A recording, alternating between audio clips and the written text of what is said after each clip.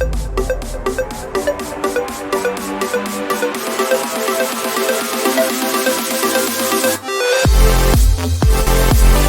Students, कैसे हैं आप। आज मैं पुनः आपके बीच उपस्थित हूँ क्लास 9 के फिजिक्स के साथ, जिसमें हम पढ़ रहे हैं force and law of motion. इसमें अभी तक हम लोगों ने पिछले लेक्चर में मोमेंटम से रिलेटेड कुछ न्यूमेरिकल पढ़े थे। उसके बाद हम लोगों ने न्यूटन्स सेकेंड लॉ को पढ़े थे और उसको हम लोग उस फार्मूला को सोल्व किए थे। अब हम आगे इस लेक्चर में पढ़ाने जा रहा हूं आपको कि सेकेंड लॉ से रिलेटेड कुछ न्यूमेरिकल्स, और हम लोग पढ़ेंगे third law of Newton's and mass of conservation of momentum. फिर law of conservation of momentum हम लोग पढ़ेंगे। तो हम शुरू करते हैं। पहले एक दो न्यूमेरिकल पढ़ते हैं जो न्यूटन्स के सेकेंड गति के नियम पर आधारित है। हम उसको शुरू करते हैं। आपको क्वेश्चन नंबर फर्स्ट कहता है कि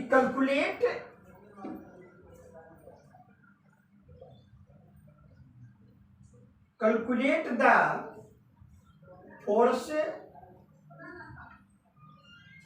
force needed to speed up a car with a rate of 5 meter per second square if the mass of a car is 100,000 kilogram. हम इसको पहले सोल्व करेंगे। Solution,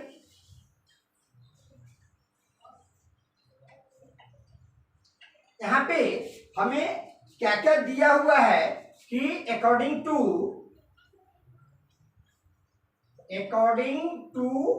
question, according to questions acceleration a is equal to हमें दिया हुआ है 5 metre per second square. 5 metre per second square. उसके बाद मास दिया हुआ है हमें m is equal to 1000 kilogram, और f is equal to what. f ने हमको ज्ञात करना है, फोर्स ज्ञात करना है। तो वी नो दैट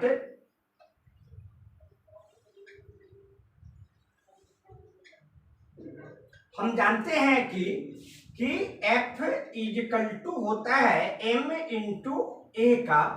अब हम वैल्यू पुट करेंगे। इसका वैल्यू जब हम पुट करेंगे तो क्या होगा,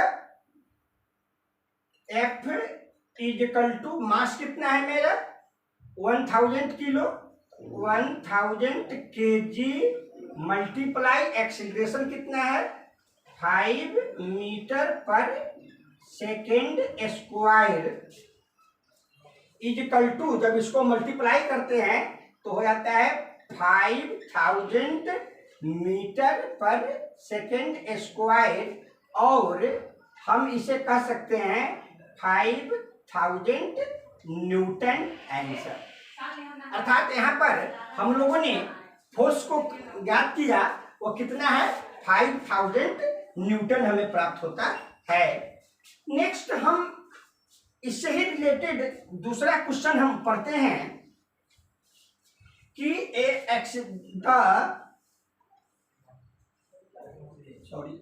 टू एक्सीलरेशन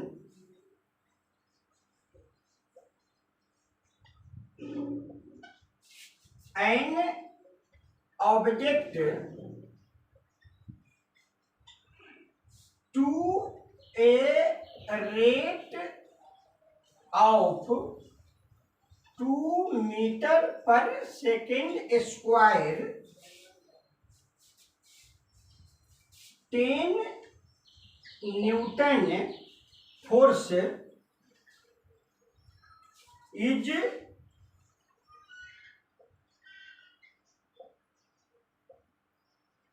required.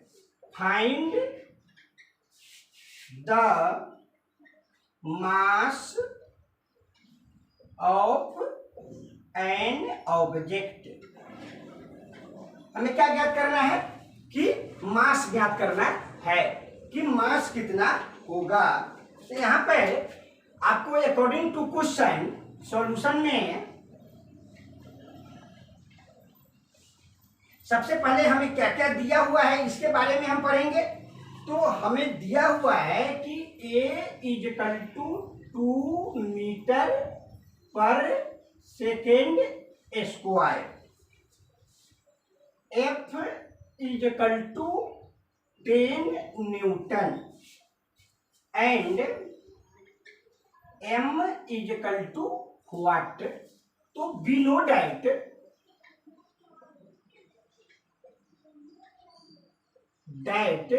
हम जानते क्या है कि F is equal to m a होता है, मास इनटू एक्सीलरेशन होता है। तो हम क्या करेंगे, यहाँ पर F हमको दिया हुआ कितना 10 न्यूटन, तो 10 newton is equal to M into 2 metre per second square, इसलिए M इजकल टू 10/2 2 5 या 10 इजकल टू 5 किलोग्राम, इसलिए M is equal to 5 kg answer. इस तरह से हम इसका क्या करते हैं, मास प्राप्त करते हैं। स्टूडेंट इस तरह से हम लोग न्यूमेरिकल बनाते हैं। एक न्यूमेरिकल आपको मैंने एक बनाया जिसमें फोर्स निकालना था, दूसरे में क्या निकालना है, मास निकालना था। मैं तीसरा न्यूमेरिकल आपको बतला रहा हूं जिसमें क्या हमें निकालना होता है, एक्सेलरेशन निकालना है।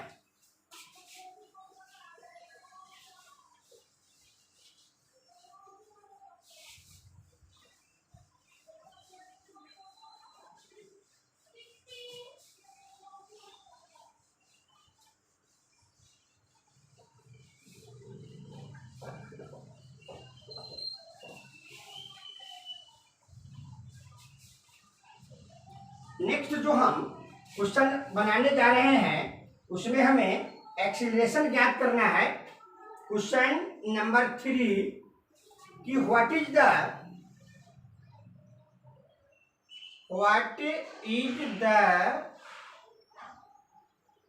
Acceleration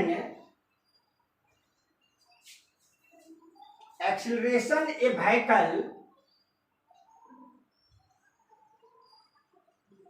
vehicle having 100 kg of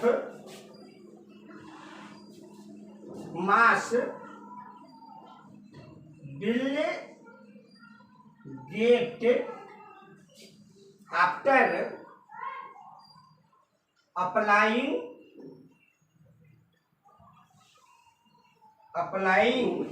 a force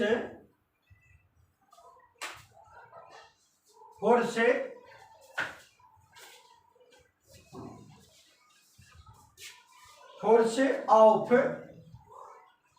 5000 Newton.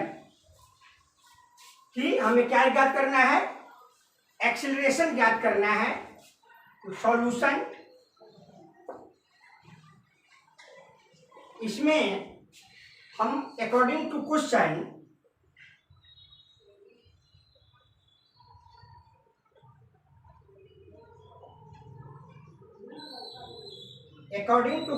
प्रश्न के अनुसार हमें क्या क्या मालूम है। M is equal to 1000 kg,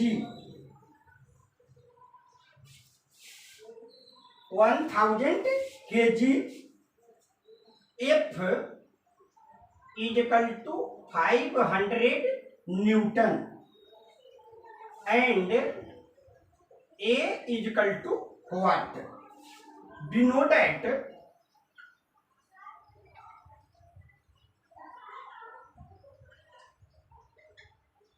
that हम जानते हैं कि F इज इक्वल टू क्या होता है, M इंटू ए होता है। F इज इक्वल टू क्या होता है, M इंटू ए।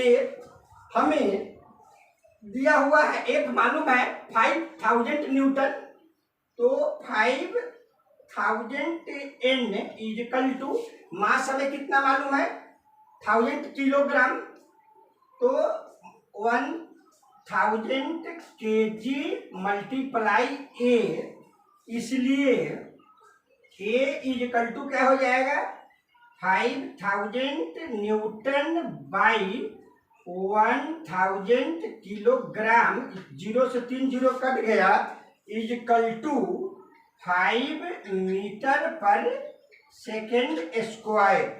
अर्थात एक्सीलरेशन कितना निकल गया, A is equal to 5 metre per second square answer. तो स्टूडेंट इस तरह से हम लोग न्यूमेरिकल का अध्ययन करते हैं, न्यूमेरिकल बनाते हैं। अब जो हम लोग टॉपिक पढ़ेंगे इसके बाद वह न्यूटन्स थर्ड लॉ को हम लोग पढ़ेंगे।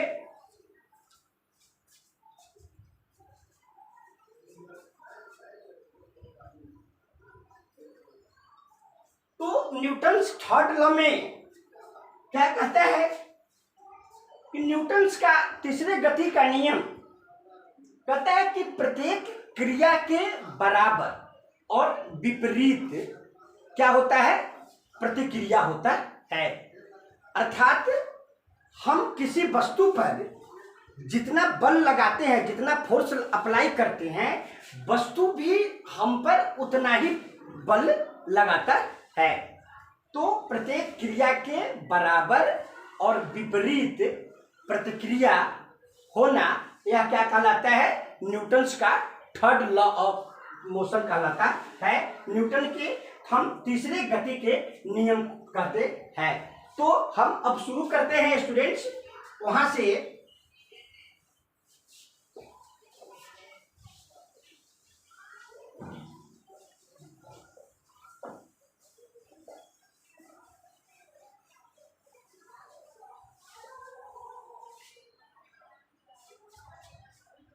कि थर्ड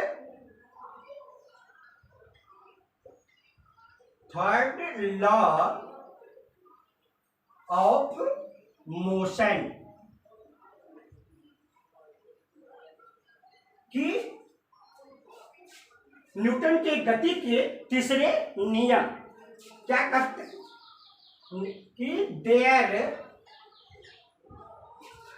इज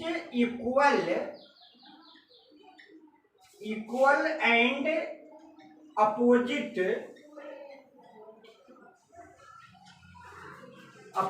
रिएक्शन फॉर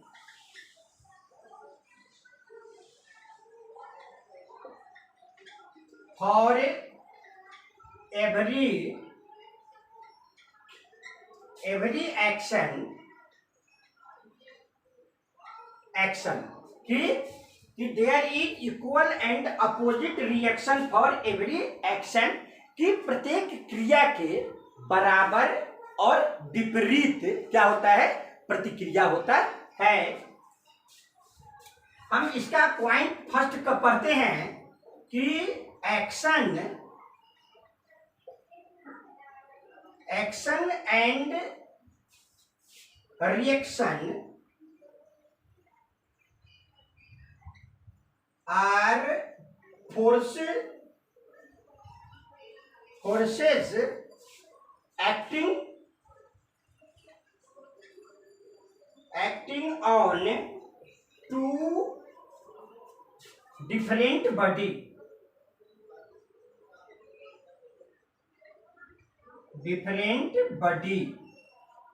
क्या कहे कि action and reaction are force acting on two different body, अलग अलग दो डिफरेंट बॉडी पर क्या होता है, एक्शन और रिएक्शन होता है। दूसरा सेकेंड रूल पढ़ेंगे कि third law of motion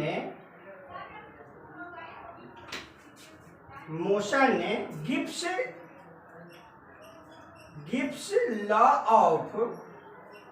law of conservation of momentum,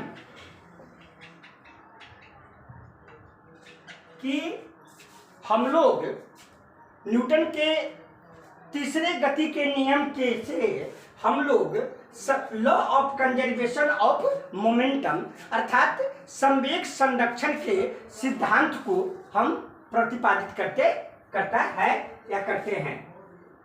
अब उसके बाद अब हम पढ़ेंगे law of conservation of momentum, कि संवेग संरक्षण के सिद्धांत के बारे में हम लोग पढ़ेंगे।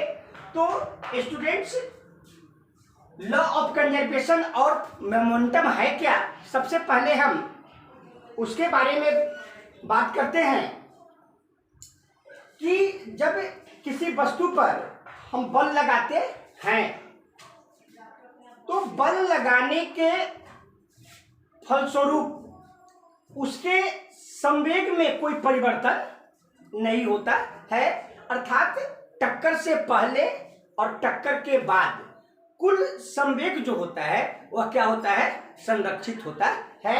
इसे ही हम law of conservation of momentum कहते हैं, इसे हम संवेग संरक्षण का सिद्धांत कहते हैं। तो आगे हम पढ़ेंगे, अब टॉपिक नेक्स्ट है मेरा कि law of conservation of momentum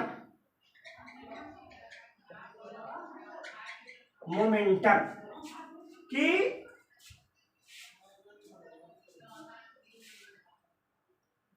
law of conservation of momentum हम किसे कहते हैं,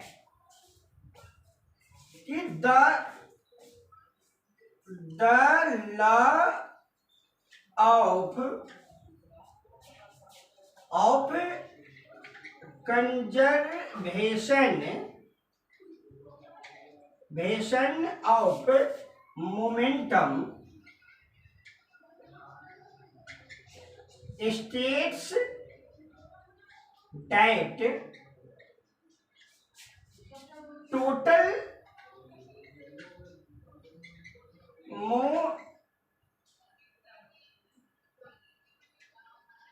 momentum of a body remains unchanged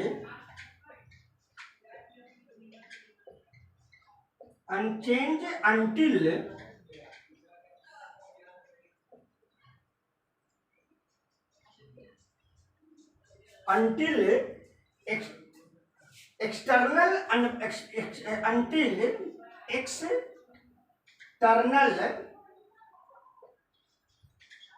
external unbalanced force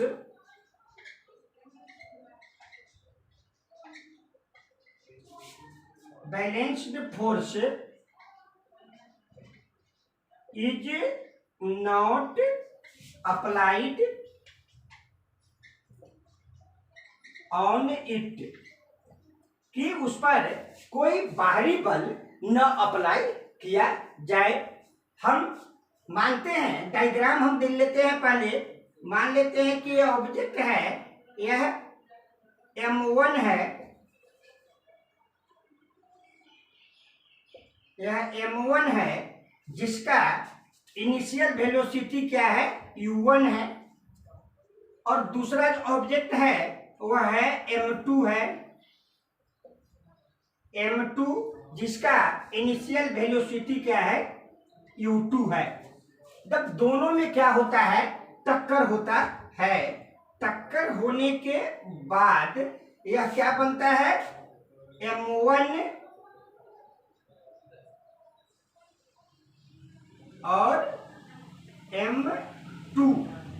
क्या होता है कि M1 और M2 जब इस पर हम क्या करते हैं, फोर्स लगाते हैं, F1 बल लगाते हैं, तो क्या होता है, और इधर से क्या फोर्स लगता है, F2 लगता है, तो टक्कर के बाद क्या हो जाता है, M1 M2 हो जाता है, और पुनः उसके बाद यह हो जाता है M1 जो होता है, यह M1 जो है यह इसका फाइनल हो जाता है वेलोसिटी V1, और इसका हो जाता है फाइनल वेलोसिटी M2 का V2 हो जाता है।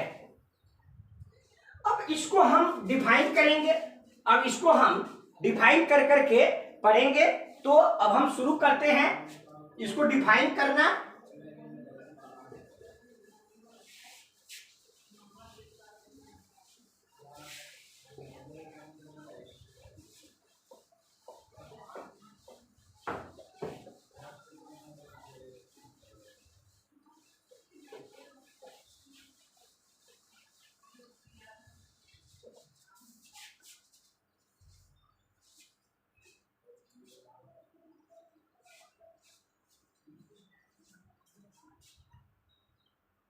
तो अब हम शुरू करते हैं कि late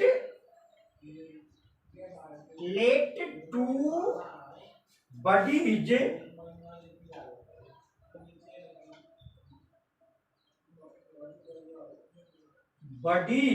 of mass M1 and M2 are moving with initial velocity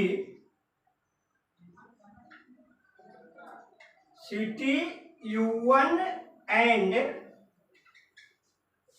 U2।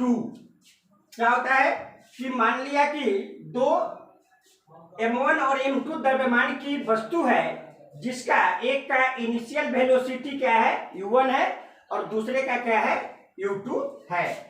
After some times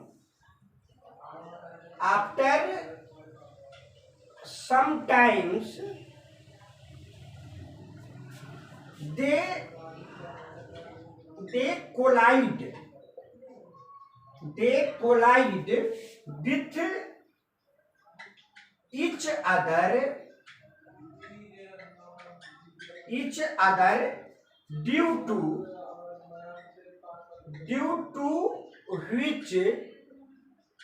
which their final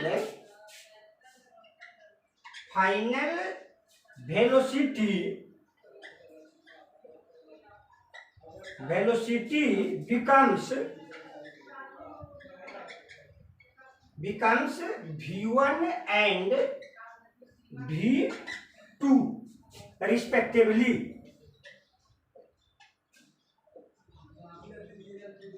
क्या हो जाता है कि टक्कर के बाद पहले उसका इनिशियल वेलोसिटी क्या होता है, U1 और U2।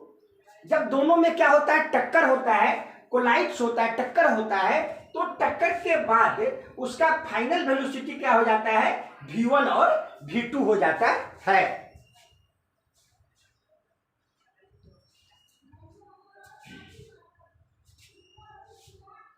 After a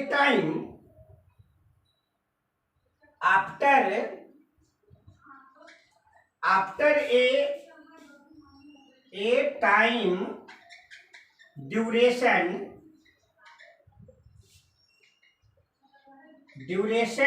T second,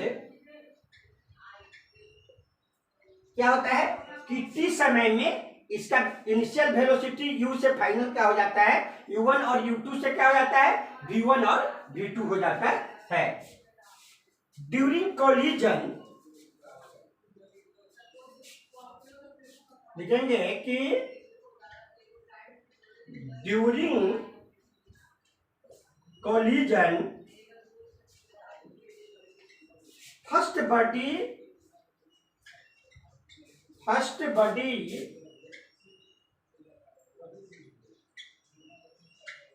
body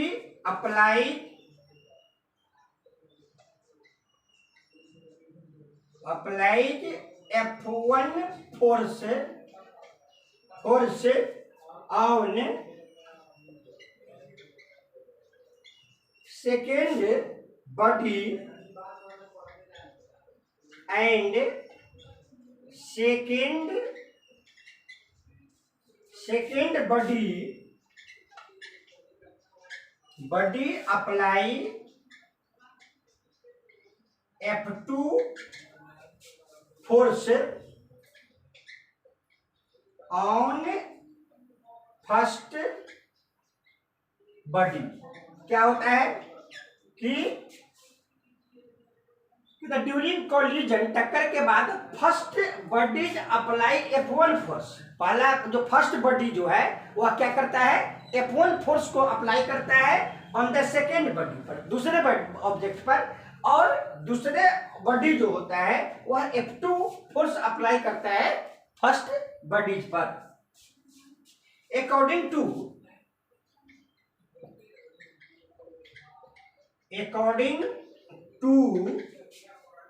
Newton's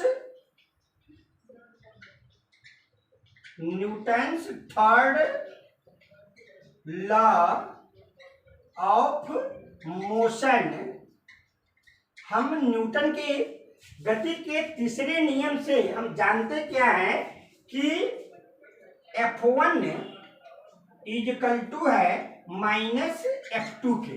क्या होता है कि F1 जो है वह बराबर है माइनस F2 के, बट अकॉर्डिंग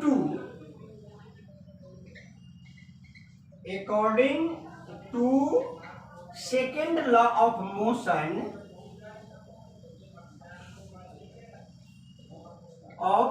मोशन हम जानते क्या है कि F इक्वल टू क्या होता है, m v minus m u by t. हम लोग क्या जानते हैं कि F equal to m v minus m u by क्या होता है, टी। और F इक्वल इसलिए M1 V1 minus M1 U1 by T, यह बराबर है minus M2 V2 minus M2 U2 by T. T से टी क्या हो गया, कैंसिल हो गया, तो टी से टी कैंसिल हो गया, बराबर हमें क्या प्राप्त हुआ, इक्वल टू हमें प्राप्त होता है कि M1 V1 minus M1 U1 बराबर minus M2 V2 plus M2 U2। जब हम ब्रैकेट हटाएंगे तो ये माइनस माइनस क्या हो जाएगा, प्लस हो जाएगा। तो M1 V1 minus M1 U1 equal to है minus M2 V2 plus M2 U2 equal to हम इसको लिख सकते हैं कि M1 V1 plus M2 V2 बराबर है M1 U1 plus M2 V2 sorry M2 U2 के। दैट इज हम क्या पाते हैं कि टोटल मोमेंटम आफ्टर कोलिजन बराबर होता है टोटल मोमेंटम बिफोर कोलिजन। अर्थात हम पाते क्या है कि total momentum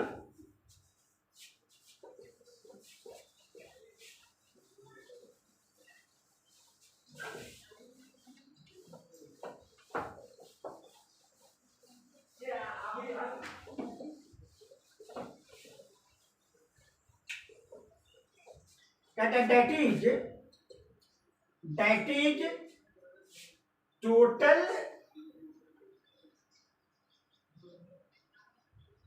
momentum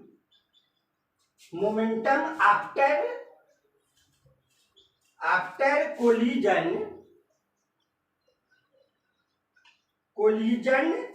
is equal to total momentum before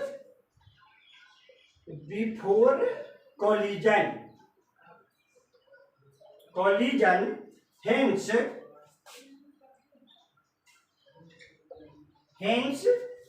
pi is equal to है पी एफ के। तो इस तरह से हमने law of conservation of momentum के बारे में पढ़ा। स्टूडेंट्स, इस चैप्टर में हमें इतना ही पढ़ना है। अब आपको करना क्या है कि अब घर पे बैठे बैठे इस सारे का न्यूमेरिकल बनाना है और अपने डाउट को क्लियर करना है। हम आपसे बार बार कहते हैं कि आप मेरे वीडियो को सब्सक्राइब करें ताकि आपको रोज नए नए वीडियो मिलते रहे और आपको उसका बेनिफिट मिलता रहे। अतः आप मेरे वीडियो को देखें, उसे सब्सक्राइब करें, लाइक करें, शेयर करें और अधिक से अधिक अपने ज्ञान वर्धन का काम करें। आज के लिए इतना ही, फिर अगले नेक्स्ट चैप्टर में हम लोग आपसे मिलेंगे। आज के लिए इतना ही। तो जय हिंद बच्चों, आप निश्चित अपने सफलता की ओर अग्रसर होंगे। जय हिंद।